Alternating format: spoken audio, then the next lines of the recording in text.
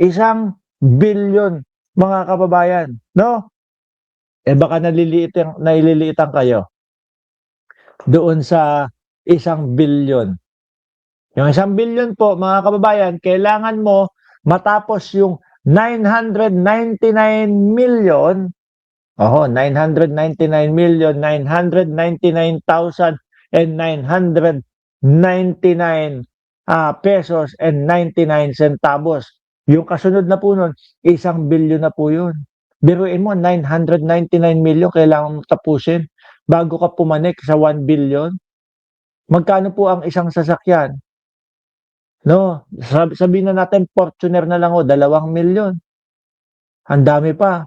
Meron ka pang 997 million. Oh, 'di ba? Yung nanay niya ang may insertion talaga. Pero ang binabakbakan, yung mga kapapasok pa lang ho.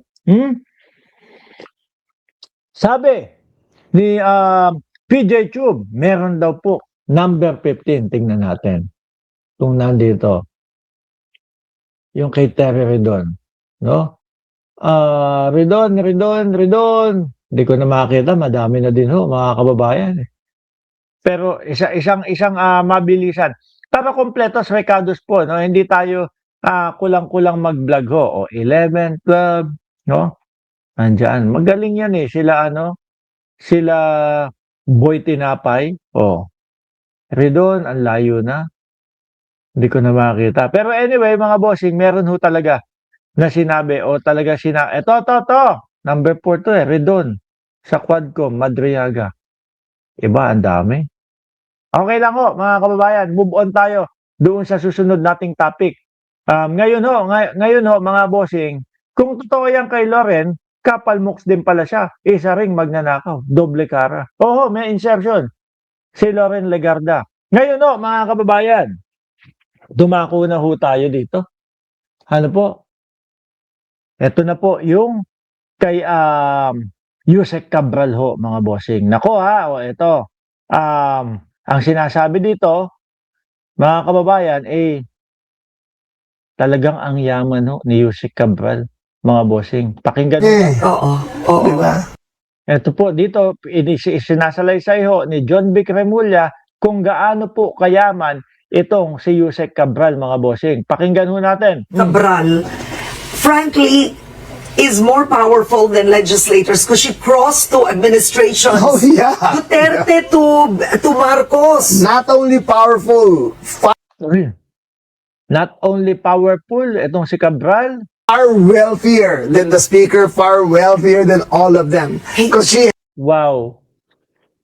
Biruin mo, ilang taon si Yusek Cabral, mga bossing. Di ba?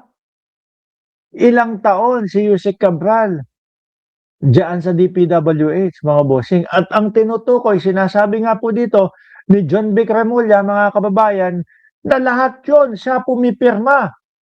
No? At para mapirmahan, baka may commission din ho. had their fingers dipped in every cookie jar. Every single one, kasama siya sa lahat ng transaction. Kasi lahat siyang pipirmahan niya eh. Oo. Diba? So, if she thinks that, if people think that she got away with it, no, of course not. You have So talaga bang lang sasabit at sasabit? Ano po? Walang maihihiwalay o walang mailalayong tao.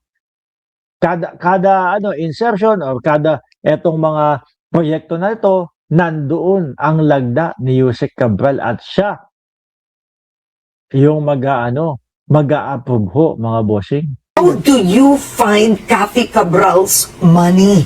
That's the bigger issue. How? It's na, I think the ombudsman is up to it. I think the AMLAC can trace it. I think the assets can be traced. Yeah. Madali naman yun eh, yung bahay Ayan na. Para po doon sa mga naulila ni Yusek Cabral. Ano po? Nakikiramay po kami. Pero mukhang hahabulin pa din po yung mga kayamanan na naipundap po sa maling gawain, mga boss J. Pamo, sir. Kaya wala pa din ligtas. No?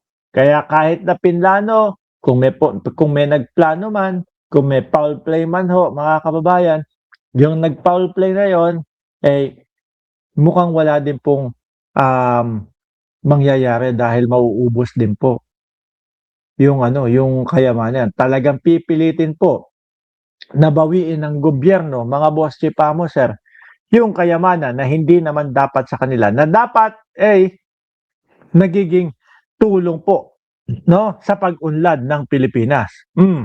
Yan sa Forbes, o put a civil forfeiture case. Kung may umangal, sino aangal? Kaso hindi yun nakapangalan sa kanya. Oo nga, pero For kung hindi ko umangal, o sino umangal? Oo. Well, let's say, Karen Davila objects. Yeah. It's my house. Okay, show us the proof how you bought it. Yeah. Di ba? Oo. Now, are you open Lalo, doon nga din po nila nakita, mga bossing na yung mga nakapangalan po doon sa Ayon Hotel o Ion Hotel o kung ano man, paano man bigkasin yan, mga tao na hindi kaya o walang kakayanan na bumili ng hotel na yon. Di ba? Ang dami na pong ang dami na po na nagsisilabasan at nagsasanga-sanga na po. Sabi ni Neng Gigi, oh my God, super tahimik sa hearing, parang di makabasag pinggan si Cabral. Sagad sa buto pala ang pagkaganid sa pera. for example, is this government actively open because to getting information from the citizenry? Kasi Of course, of course. It's the citizens, people who live in Forbes, who knows, Oh, they know. bahay yan ni Speaker, bahay They yan ni know. Zaldi, bahay yan. They're the ones They're who know. the ones who know. The association, kasi when you apply for a permit to construct, At tsaka ho mga kababayan, eto, hindi naman ho ako natira dyan, hindi naman po ako maalam about sa Forbes Park, pero pagkakarinig ko po, yung usap-usapan dyan, bago ka makatira sa Forbes Park, kailangan kanununuan mo o lihiti mo kang mayaman na talaga.